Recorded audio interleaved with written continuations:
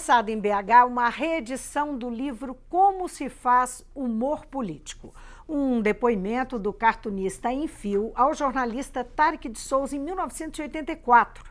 A reedição lembra os 72 anos do nascimento de Henrique de Souza Filho, que faleceu em 88, vítima da AIDS. Enfio foi jornalista, desenhista e escritor e entrou para a história como um dos mais populares e brilhantes cartunistas dos anos 1970 e 1980, período em que militou com seu trabalho na resistência à ditadura e pelas diretas já. Conversa comigo Ivan Cossenza de Souza, filho de Enfio e presidente do instituto que leva o nome dele, o nome de Enfio. Tudo bem, Ivan? Tudo bom. Bem-vindo. Obrigado. Ivan, o que o leitor vai encontrar nesse depoimento, nessa entrevista que o Tariq de Souza fez com seu pai? Nessa entrevista, o livro foi encomendado exatamente para ele passar um pouco do processo de criação dele. E nisso ele chamou o Tariq para fazer essa entrevista. Mas um processo de criação que estava focado na questão da política. Da política, da parte do humor político. Exatamente o tema era esse, do humor político. E ele chamou o Tariq para fazer esse bate-bola, ele achou que ia ficar mais interessante, fazer um pouco desse bate-bola, de um papo descontraído. E o Tariq me contou que ele falou que teve que fazer muito pouca coisa de mudança. Ele falou que é quase uma transcrição da conversa que eles tiveram, que foi rendendo, foi de uma vez só. E ele fala exatamente o processo de criação, como ele criava, como ele usava o desenho para tentar passar as mensagens, o que é difícil, nem sempre a mensagem que a gente quer passar a gente consegue fazer as pessoas entenderem, né? As pessoas às vezes entendem diferente do que a gente quer passar.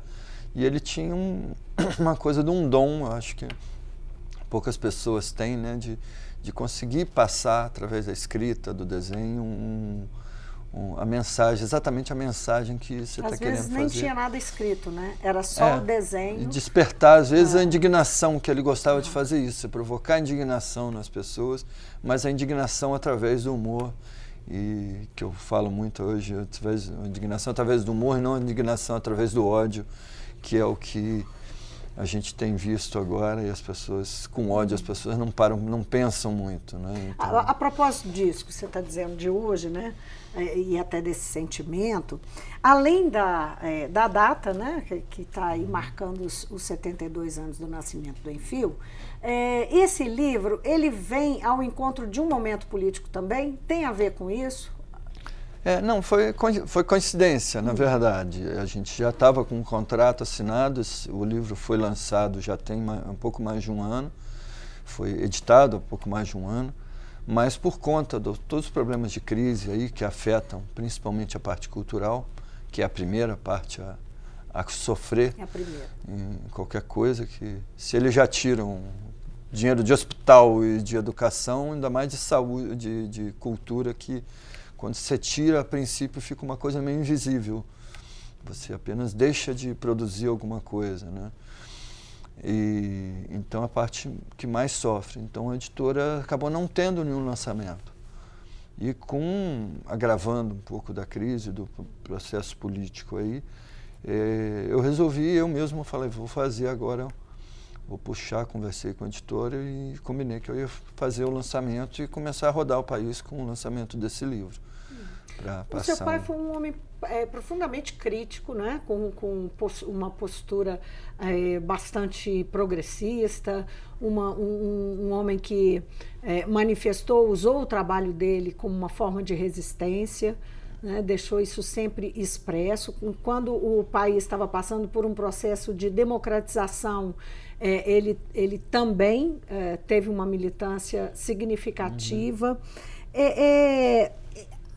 Você diria que há atualidades, né, nessa charge? Você consegue enxergar no momento que a gente está vivendo, que foi um momento de crise, um momento conturbado, um momento de transição, de ruptura política, né? Ruptura democrática, eu diria, e ele também diria, né? Pois é. Porque ele já não gostava, é uma coisa que é interessante, eu me lembrava sempre de uma frase do meu pai, dele criticando um certo político.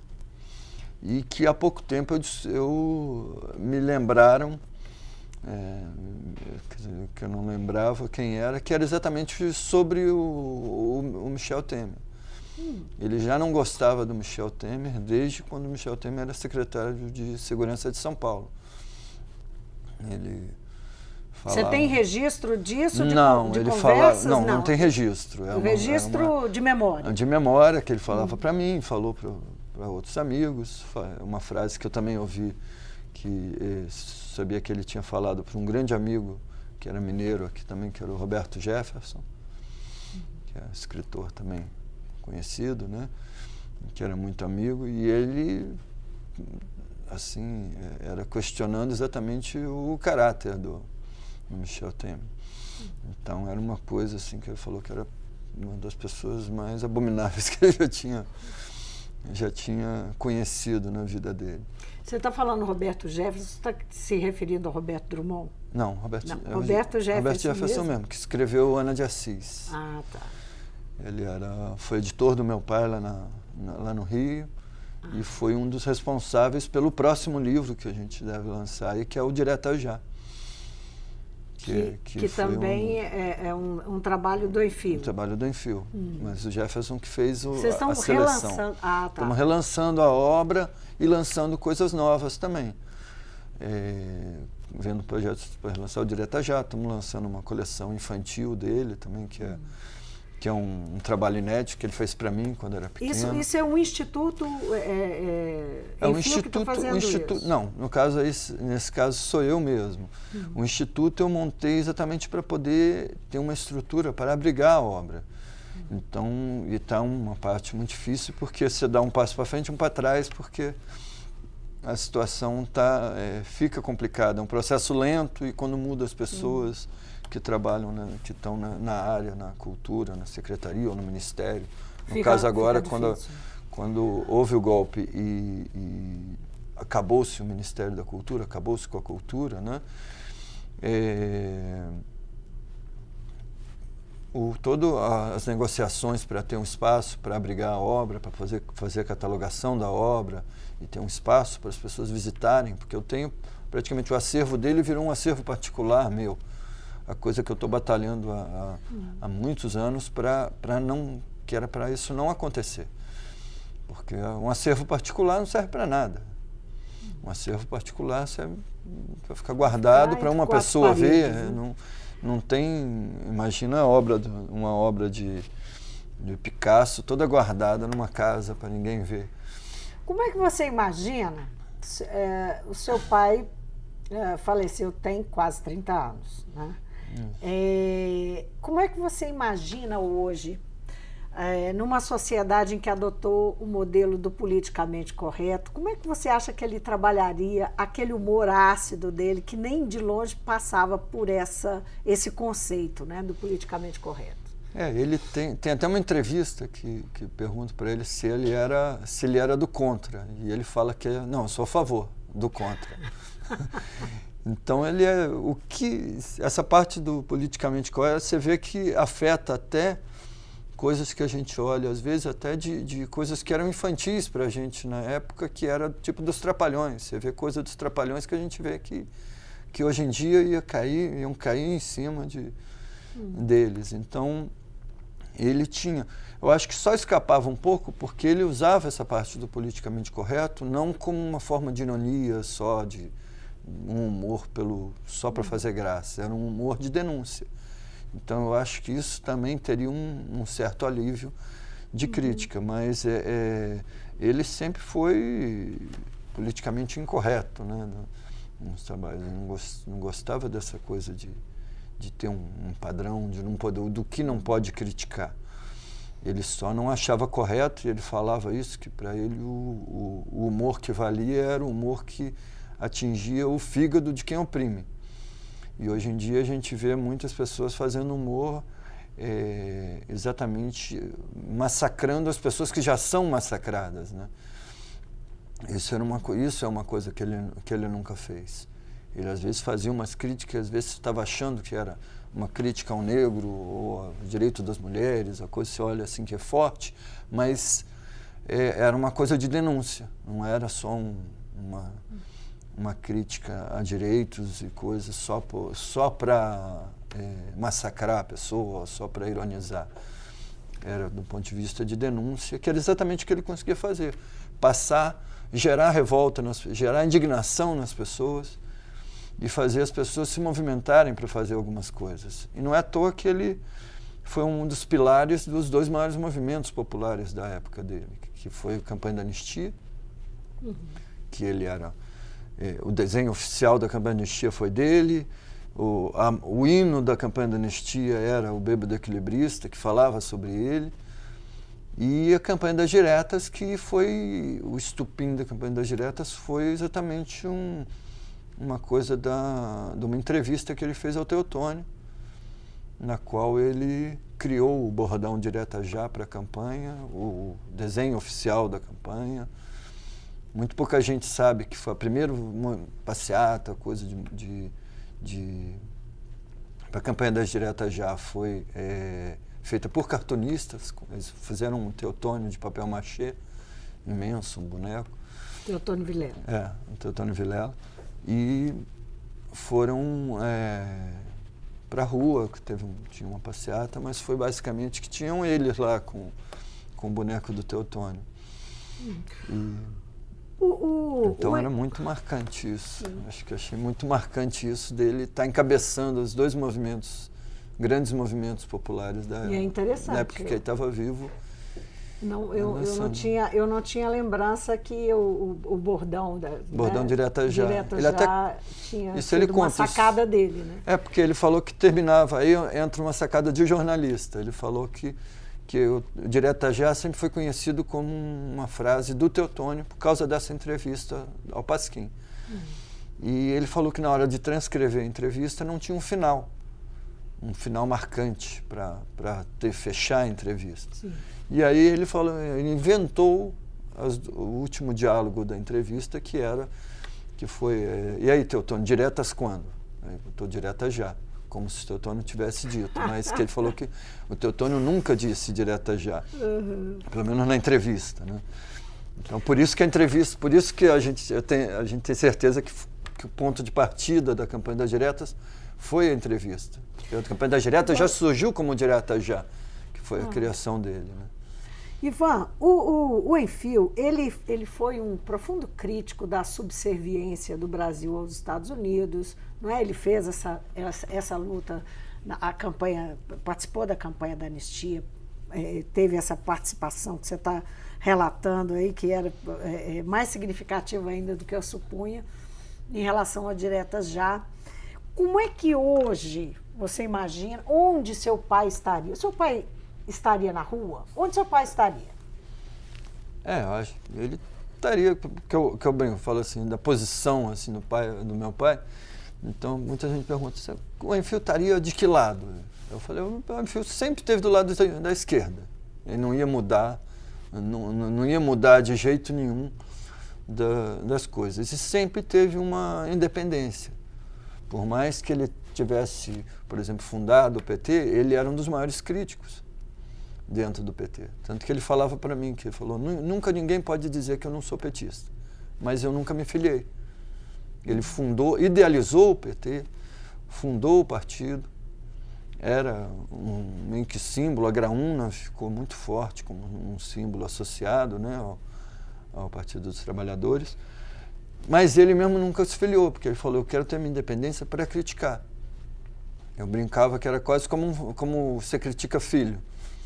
As críticas mais duras, ele fazia à esquerda, as críticas mais duras, por exemplo, quando ele fez charge esportiva, eram aos times que ele torcia.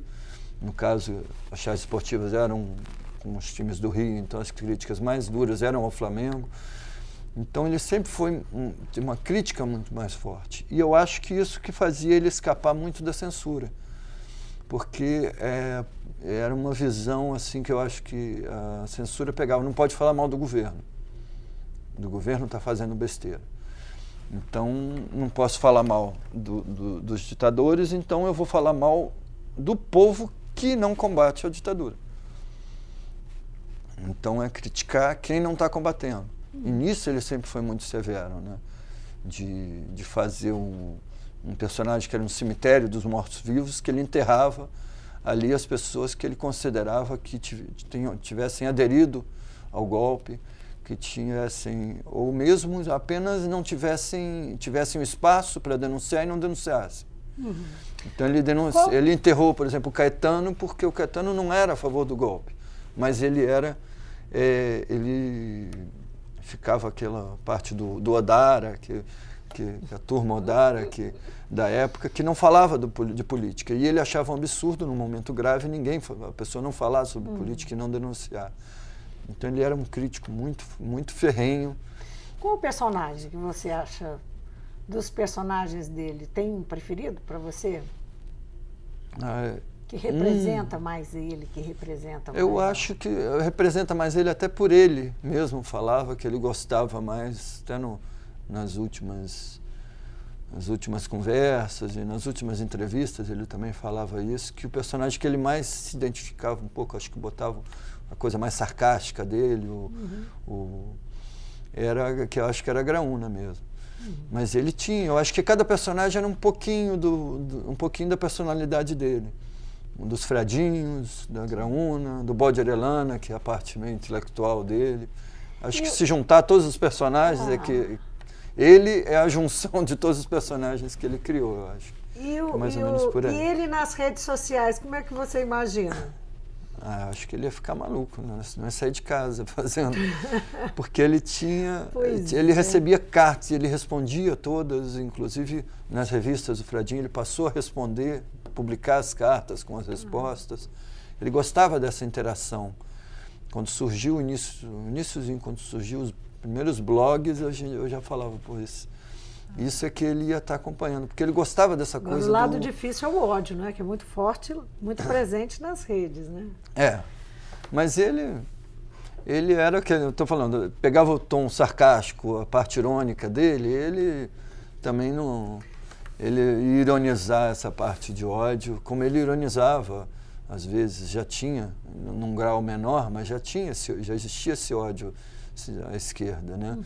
Como é que você ele ironizava a coisa de brincar, de querer botar culpa de coisas inacreditáveis que quando começou essa onda de ódio ali, falando, a culpa é do governo por causa do furacão tal.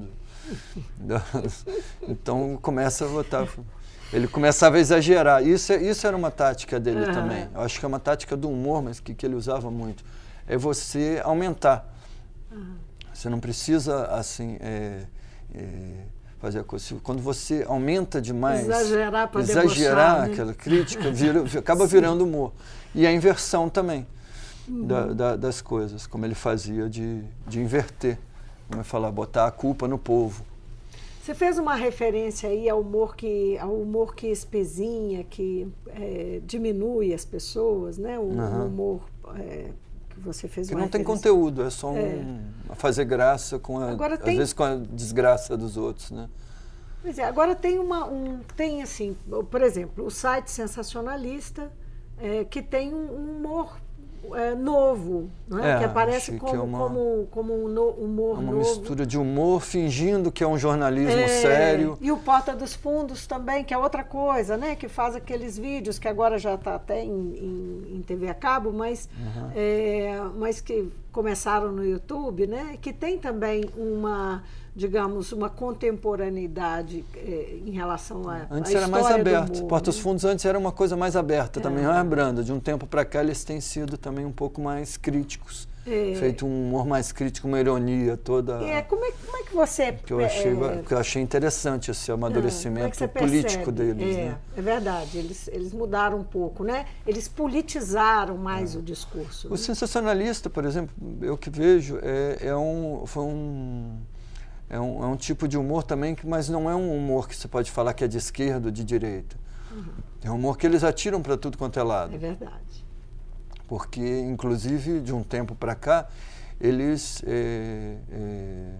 para agradar, acho que eles agradam com piadas à direita, à esquerda, ao centro.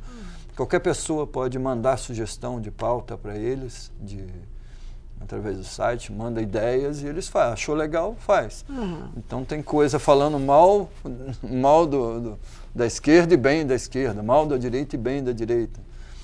Então eles são mais neutros. Que tem essa percepção. Eles são mais neutros. Sim. Assim. Você acha que tem um novo ciclo acontecendo? A gente veio lá na década, a época do seu pai, depois lá o início do final da década de 90 e início dos anos 2000, tinham lá aqueles cartunistas Angeli, tinha, né, os Caruso, os irmãos Caruso, e agora a gente vê que não é charge, não é esse tipo de produto, mas é o humor, né?